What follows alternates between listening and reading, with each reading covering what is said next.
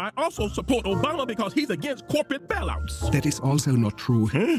I'm supporting Obama because he black.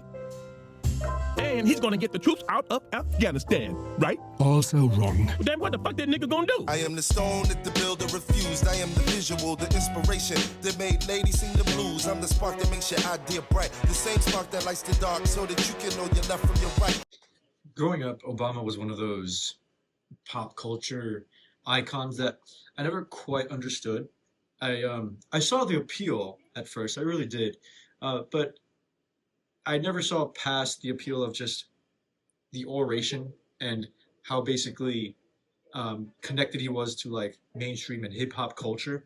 Like past that, because conservatives and the Republican Party was always putting up these dusty old dudes, and they just didn't stand a chance, right? But as far as like how everyone else presented it, my family, like they went crazy, bro. They were ecstatic when he got elected. I remember like being in the living room and going, yeah, I mean, he's cool, he's chill, but like seeing how far, like how excited they got, I never understood it. I really didn't. Looking back, I understood how and why, but even now, I wouldn't support him particularly.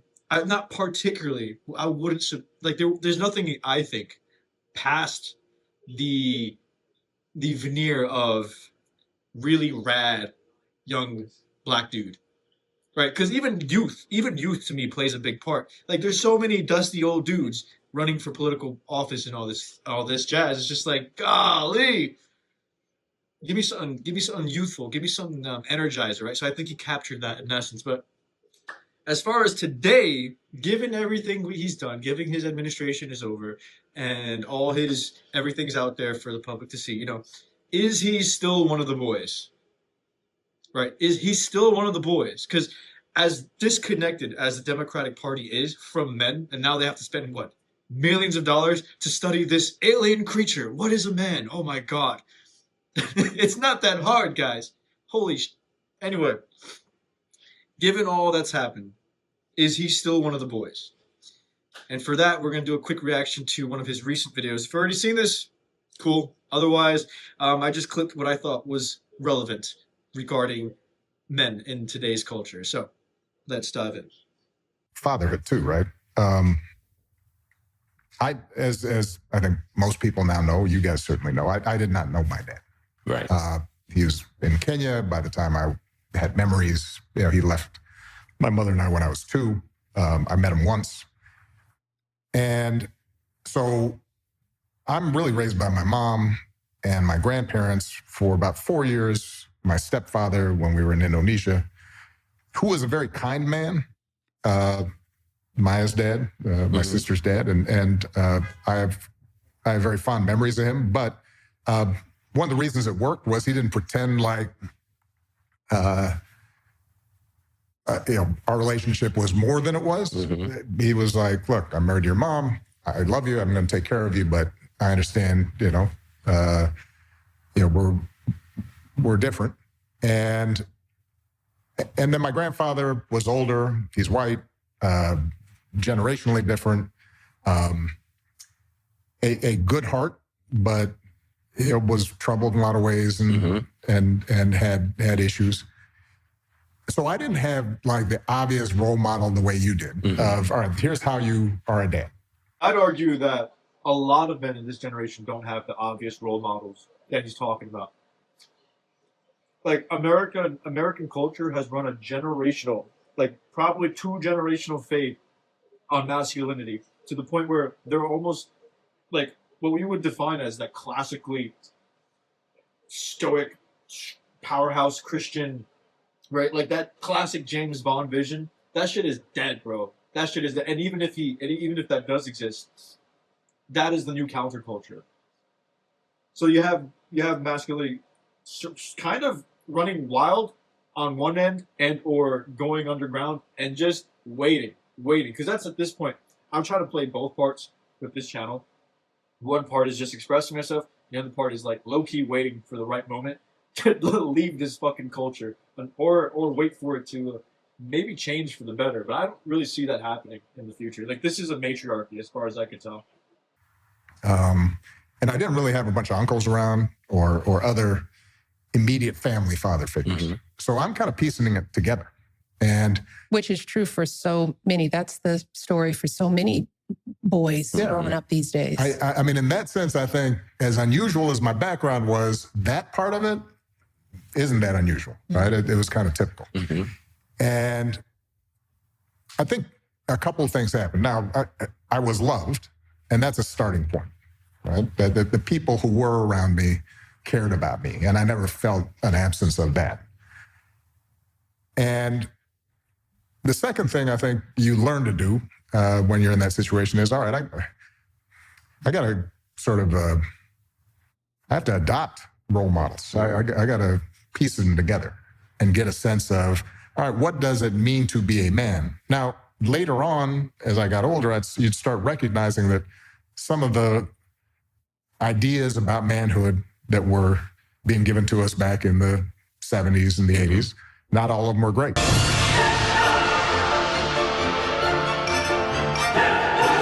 Right. Can I ask you both to talk about what manhood meant for you? What it meant for you when you were little boys coming up, what you thought it was, and what you then came to understand it to actually be? Look, I totally respect Obama trying his best to kind of bridge the gap, but the answer you're going to get on what it means to be a man from Obama is going to be so out of touch with the average dude's experience today. It's going to be a delusional level of out of touch. It just is what it is. And I'm not blaming him. I'm not blaming him at all. But even I'm sure he's going to give up some good old classic vibes of what masculinity is. But again, like the generational fade on men, on the war on masculinity has already run its course. So it's not like his answer isn't going to be really useful or helpful. And then on the same end, like we've overcorrected for women, and the last person to correct anything is going to be the guy who's married, because he's not going to say the most blunt things that need to be said, because he's going to piss off his wife. He's going to placate to women. That's what's going to happen. Well, I don't remember maybe when I was a really young child, other than the idea that guys were strong, they didn't whine, they were tough. They were expected to go to work. They worked and provide, right, and protect. And who is a protector and a provider that will go to war if need be, that will protect me, protect my family, make money. Provide, protect, and fucking die. It's ridiculous. Yes. I mean, and I think back about Dad. I think when I'm thinking about Dad as a role model, I remember the fact that here you have a man who has MS, and he's getting up and he's going to work absolutely every day. Right. And he is not complaining. That's another thing. Men didn't complain. You don't complain. Then. You're stoic. You were. I love that word, stoic. Coach Carmody used to use that all the time. Stoic. So we get a little bit of an insight to Obama's philosophy. He uses the word stoic. He brings it up like it's earth-shattering, groundbreaking stuff. You were stoic as a man back then. Okay, to some degree, it makes sense to bring that up and to say that. Yes, obviously, stoicism is attractive on the outside. But let me dive into stoicism a little bit, because stoicism is a cope, bro. It really is. When you fundamentally take on stoicism, you're essentially, yes, you need to deny yourself as a man and all that jazz, right? Like shit happens, basically. That is in essence what stoicism is. Shit happens, and you just keep on stepping. That is in essence, but that's a cope. That's a cope. So here's something Nietzsche described in regards to stoicism. You desire to live according to nature? Oh, you noble Stoics, what a fraud of words. Imagine being like nature, prodigal, indifferent, without mercy or justice, overflowing, destroying, blind, demented, and eternally self-creating. How could you live according to such nature? Living, is that not precisely wanting to be other than this nature? Is not living estimating, preferring, being unjust, being limited, wanting to be different? right? So he also brings us up to essentially like Buddhism, that indifference, that non-attachment. And he, in one of his writings, he brings it up to being the Buddha is no more than a rock, like an inanimate object. Like a man is full of passions, bro. He's not stoic. Stoicism is a cope. But our dad never complained. He never got up. He had a sense of humor. That was another thing that you learned from guys, is that you needed a sense of humor. But one of the most important things that I remember is that you got along. What got along You in got the world, along, period. You got along with the other guys you were with. You got along with your teammates. You got along with your coworkers. Nobody wanted to be considered a jerk.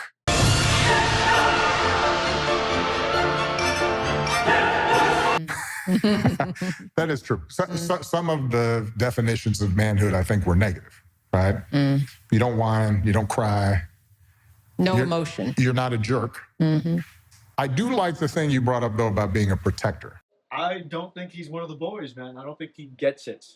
I really don't. See what he says? One of the negative messages of masculinity is that you don't whine and you don't cry. That's always been a positive attribute of masculinity. See, I think he has a little bit of a feminism in his worldview, whatever the hell it is. I don't think he's one of the boys. Okay. Yes, you can't deny yourself to the point where you destroy the passions within you. Right? That's what does that mean? You're essentially a husk of a human being. But not whining and not crying has always been a positive attribute. At the very least, we know that is attractive as a dude. But there are, the story you tell is the story of probably most kids. A lot of kids. Across the country. Yeah. If, you're a single parent, you don't have somebody at home, a lot of kids are, they got to get up, make their own breakfast, find their way. They're doing that every day because there isn't an alternative. Correct. And figuring out what that balance is. That's exactly the point. What is the balance? It's tough. Which is very different from how we parented our kids, how Kelly is, and you and Kelly are parenting your younger sons now. Part of it, don't you think part of it was also time specific, in the sense that when we were coming up, the idea of kids just being out and having adventures and just getting home in time for dinners, especially during the summers, right? Part of what happened, and I maybe affected boys a little more than girls, I don't know, is that freedom, that sense of being able to build up resilience and a sense of competence and a sense of I can manage the world around me because the stakes weren't so high. When I think about kids now on the South Side, same neighborhoods where you guys grew up, but the chances of possibly getting shot or the chances of, some other terrible thing happening are higher. And I think that affected everybody's parenting, and it affected how we... Out as a kid and running wild is going to depend on where you live, right? Everyone's situation is going to be a little different. I mean, for me, I used to love playing Manhunt back in Queens, New York, man. That was like, that was wild. It was fun. It would just be like me running through all the neighbors' backyards, finding the craziest places to hide. And like, no one cared back then. It was really fun. But definitely depends on where you live. Like, you can't do that stuff out and about. So someone might get shot just for thinking they're protecting their property, yada yada, and then you're gonna have like freaking homeless people starting fights with you. It just depends where you are. But ideally, that was the case, man. That was hella fun.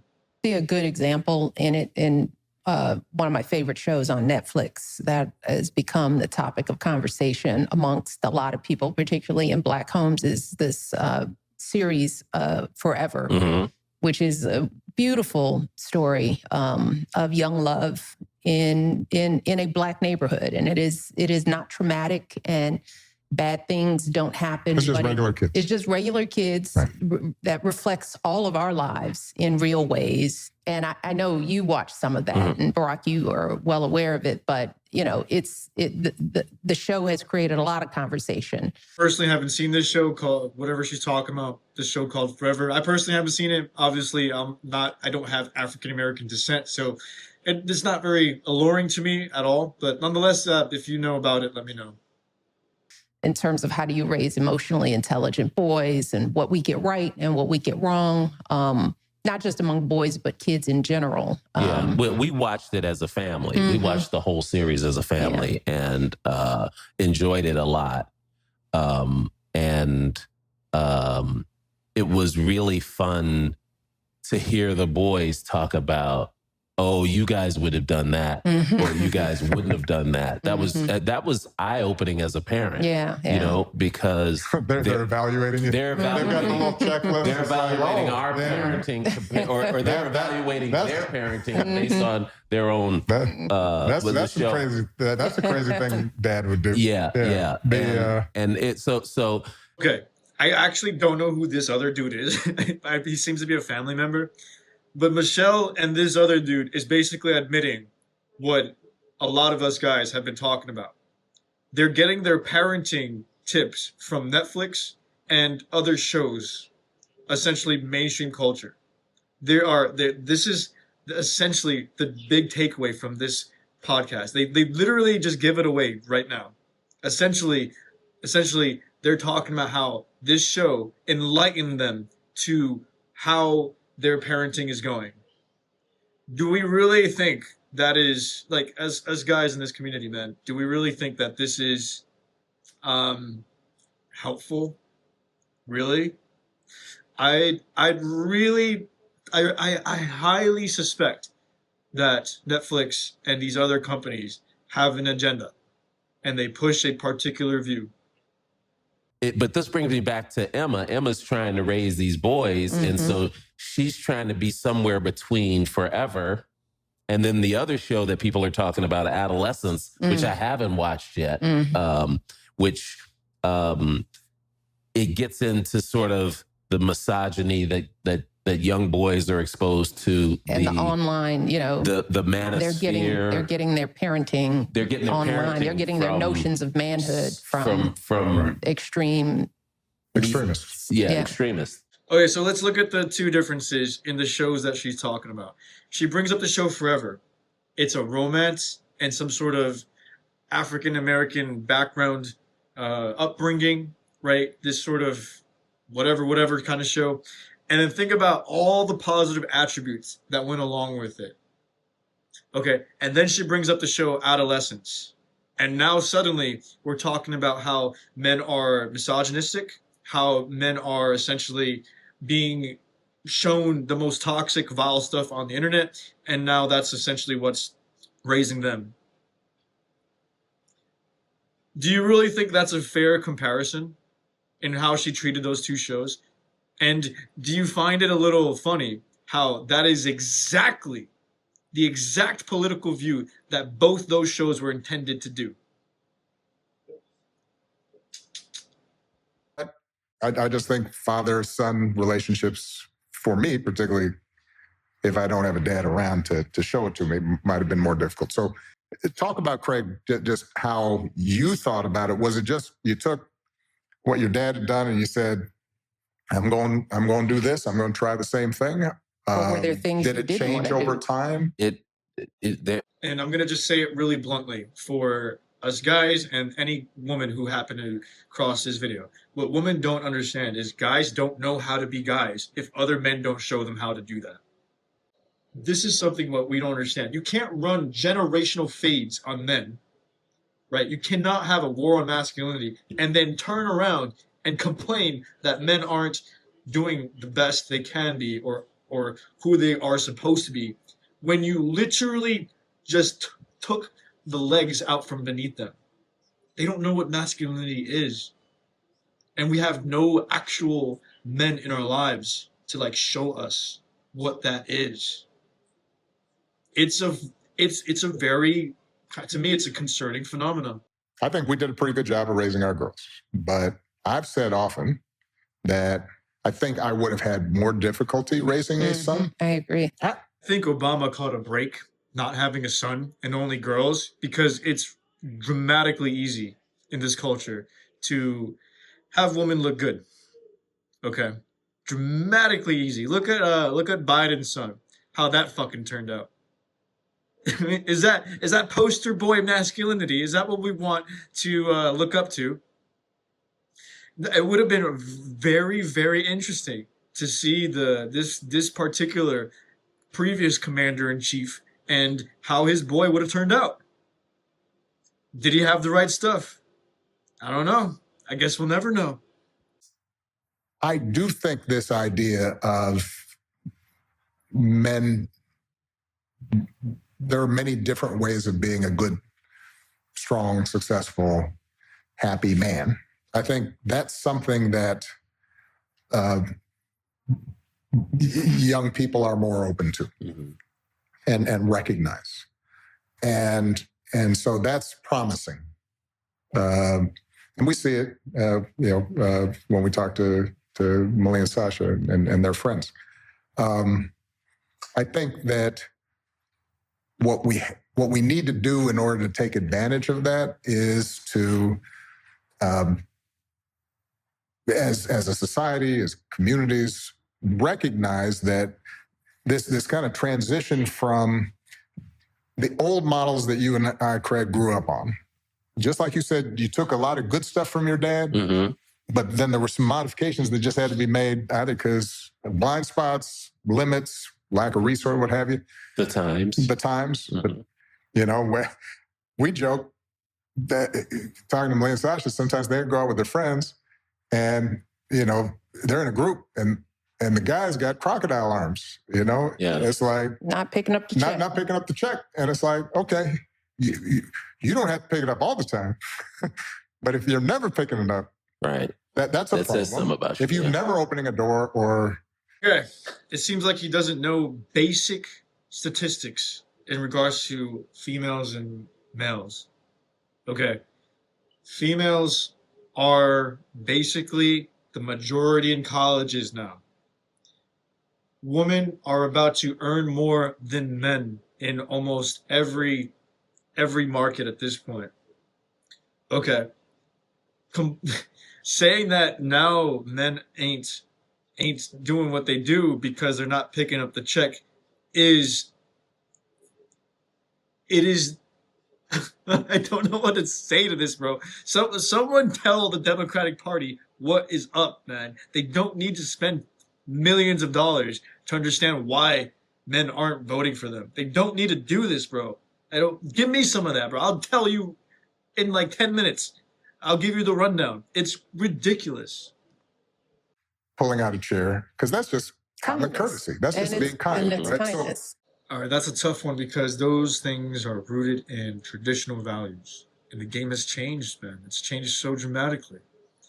This is why it's difficult to look at him and be like, is he one of the boys? I personally don't think... I mean, I wasn't old enough to clearly look at the state of affairs and see if he was, but I definitely don't think he is now. I don't think he's one of the boys, like the bros. And to be fair, he's got to placate to his wife and to his little girls. It is what it is. I'm not saying it is his fault. Nonetheless, I see where he's coming from and why he has to come from that direction.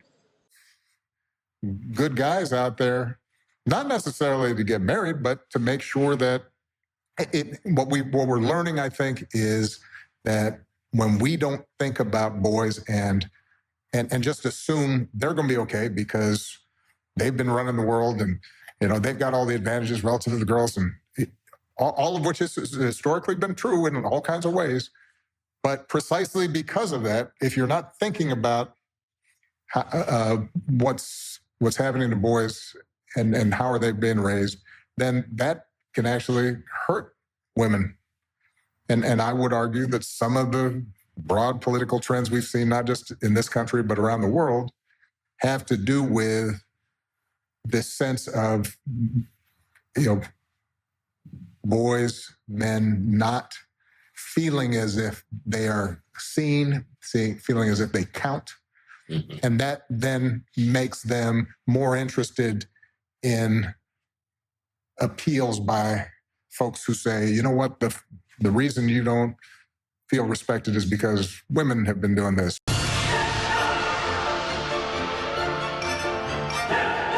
Or this group has been doing this, or that group's been doing this. And that is not that's not a healthy place to be. And I will say, as quote unquote progressives, your conversation taking place now, both among this new generation of young women and men, but also among the public at large that's starting to see like, hey, you know, we got to do better by our boys. And if we do better by our boys and we're producing stronger, more confident men, that's going to be good for our girls and our women as well. But those were, to me, the most important parts. But lastly, he says one of the most truest things that I don't think he even, I think he truly underestimated, which is when you help men, you help the rest of society. Okay, what we learned from women in this culture, a majority of them, not all, I have to keep adding that caveat because some of y'all ladies kill me for that. What we learned is that when you give women an autonomy and money, they say they don't need a man. Okay, when you give men autonomy and money and you help them, you prop them up, they say, awesome, now I can afford a family, now I can afford a lifestyle. When you help men, you inherently help the society. We're not seeing that. We're not seeing that at all. So that is literally the truest thing he said this whole damn interview, as far as I could tell when it comes to men. Anyway, let me know what you think. Like, comment, subscribe. Peace out. Got up this morning, things weren't working right. I said I wanna make a change. I said I wanna fight.